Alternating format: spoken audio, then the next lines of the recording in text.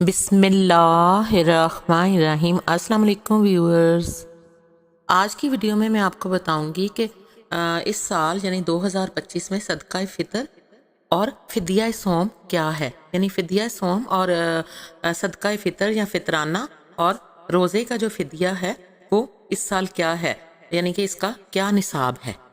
فطرانے اور روزے کے فدیے کے نصاب کے بارے میں بتانے سے پہلے میں آپ کو بتاتی ہوں کہ فطرانہ یا فطرہ فقہائے کرام کی ایک اسلامی اصطلاح ہے، جس کو صدقۃ الفطر، زکوٰۃ رمضان اور زکوٰۃ صوم بھی کہا جاتا ہے۔ یہ در حقیقت زکوٰۃ کی طرح ایک مالی وظیفہ ہے جو عید الفطر کے دن عید کی نماز ادا کرنے سے پہلے ہر مسلمان جو کہ جس کے پاس رہنے کا گھر ہے، پہننے کے کپڑے ہیں اور استعمال کے سامان وغیرہ سے زائد نصاب کا وہ مالک ہے، اس پر اپنی اور اپنی نابالغ اولاد کی طرف سے فطرانہ دینا ضروری ہے۔ فدیہ صوم یعنی روزے کے فدیے سے مراد یہ ہے کہ ایسا مسلمان مرد یا عورت جو بڑھاپے یا کسی ایسی بیماری جس کی وجہ سے وہ روزہ رکھنے سے عاجز ہو اور یہ عجز دائمی ہو، یعنی یہ بیماری دائمی ہو، ایسی صورت میں ہر روزے کے بدلے میں ایک مسکین کو کھانا کھلانا فدیہ کہلاتا ہے، اور فدیہ میں فقراء کی تعداد شرط نہیں ہے۔ قرآن حکیم میں اللہ تعالیٰ نے ارشاد فرمایا، اور جنہیں اس کی طاقت نہ ہو ان کے ذمے ایک مسکین کے کھانے کا بدلہ ہے، پھر جو کوئی اپنی خوشی سے زیادہ نیکی کرے تو وہ اس کے لیے بہتر ہے۔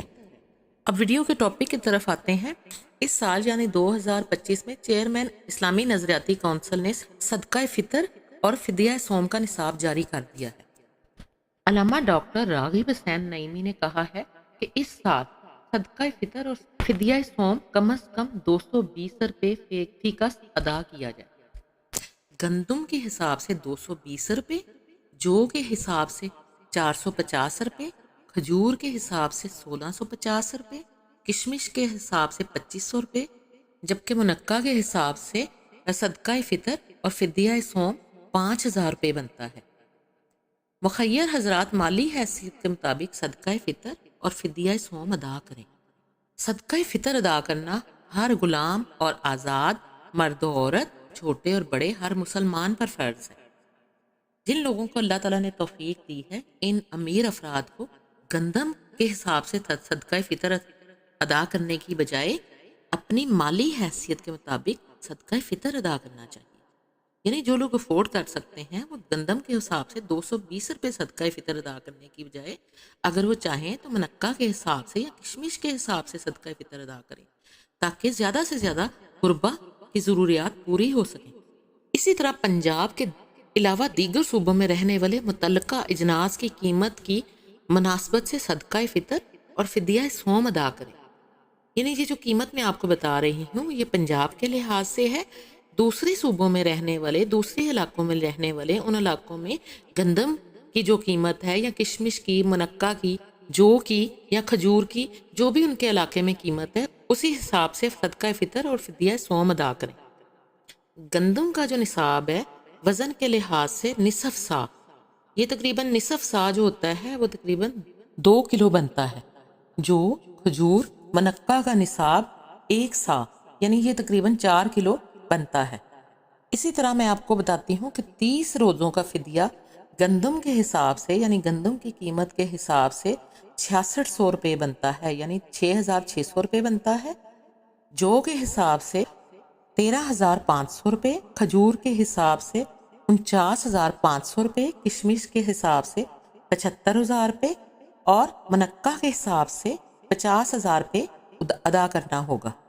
جان بوجھ کر روزہ توڑنے کا کفارہ مسلسل 60 روزے رکھنا یا پھر 60 مساکین کو 2 وقت کا کھانا کھلانا ہے۔ یہاں میں آپ کو ایک بہت اہم بات بتاتی چلوں کہ سرکاری سبسڈی والا آٹا، یعنی کہ جو کم قیمت پہ آٹا مارکیٹ میں دستیاب ہے، جس پہ حکومت نے سبسڈی دی ہوئی ہے، وہ جو لوگ استعمال کرتے ہیں وہ صدقہ فطر اور فدیہ صوم 160 روپے بھی ادا کر سکتے ہیں۔ دیگر صوبوں کے رہنے والے اپنے علاقے کے ریٹ کے مطابق صدقہ فطر ادا کریں۔ میرے پیارے بہنوں اور بھائیوں، رمضان المبارک کا آخری اشرہ چل رہا ہے۔ آپ کوشش کریں کہ جو لوگ آپ میں سے روزہ رکھنے کی طاقت نہیں رکھتے، یعنی کہ وہ اس قدر بیمار ہیں، ان کی طرف سے جو آپ فدیہ دینا چاہتے ہیں وہ آپ ابھی سے سارے روزوں کا کیلکولیٹ کر کے مستحق افراد میں تقسیم کر دیں تاکہ ان کی حاجات بر وقت پوری ہو سکیں۔ فطرانے کے بارے میں ایک حدیث مبارک میں ہے کہ حضرت عبداللہ بن عباس رضی اللہ تعالیٰ عنہ سے روایت ہے کہ رسول اللہ صلی اللہ علیہ وآلہ وسلم نے روزوں کو فضول و لاجانی اور فحش باتوں کے اثرات سے پاک صاف کرنے کے لیے اور مسکینوں محتاجوں کے کھانے کا بندوبست کرنے کے لیے صدقہ فطر واجب قرار دیا۔ اس حدیث میں صدقہ فطر کی دو حکمتوں اور اس کے دو خاص فائدوں کی طرف اشارہ فرمایا گیا ہے۔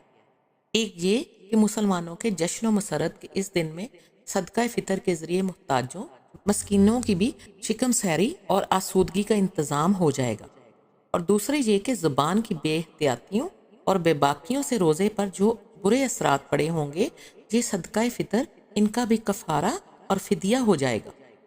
صدقہ فطر عید الفطر کے دن جس وقت فجر کا وقت آتا ہے، یعنی جب سحری کا وقت ختم ہو جاتا ہے، اسی وقت واجب ہوتا ہے۔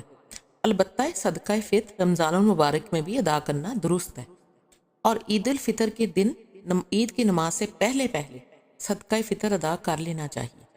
یہ بہت زیادہ فضیلت کی بات ہے۔ عید کے نماز سے پہلے ادا نہیں کیا تو عید کی نماز کے بعد ادا کرنا ہوگا، لیکن اس سے ثواب میں کمی ہوگی، اور عید کے دن سے زیادہ تاخیر کرنا خلاف سنت اور مکروہ ہے، لیکن پھر بھی ادا کرنا ضروری ہوگا۔ روئے زمین عقل مندوں سے تو بھری پڑی ہے مگر درد مندوں سے خالی ہے۔ جس دن لوگوں کو یہ بات سمجھ میں آ گئی کہ مخلوق سے محبت خالق تک لے جاتی ہے، اس دن روئے زمین جنت بن جائے گی۔ اللہ تعالی ہم سب کو بغیر کسی مفاد کے لوگوں سے پیار کرنے کی توفیق عطا فرمائے۔ جن لوگوں کی زبانیں ہمیشہ دوسروں کے لیے دعا میں متحرک رہتی ہیں، اللہ کبھی بھی ان کی جھولی خالی نہیں رکھتا۔ اے اللہ ہمیں پناہ دے ہر برے دن سے، ہر بری رات سے، ہر بری گھڑی سے، ہر برے لمحے سے، آنے والے وقت کی آفتوں، بلاؤں، مصیبتوں، پریشانیوں، غموں، فکروں، دکھوں اور ہر قسم کی بیماریوں سے۔ اے اللہ ہم کو ہر لمحے اپنی حفظ و امان عطا فرما، ہمیں ایمان، صحت اور تندرستی والی زندگی عطا فرما، ہم سب کی دین و دنیا بہتر فرما، اور اپنے لامحدود خزانوں سے ہمیں رزق حلال، صحت، طویل عمر، خوشیاں اور کامیابیاں عطا فرما۔ آمین ثم آمین۔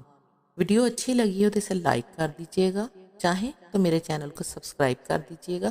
دعاؤں میں یاد رکھیے گا، اپنا اور گرد و نواح کے لوگوں کا بہت خیال رکھیے گا۔ جزاک اللہ۔ اللہ حافظ۔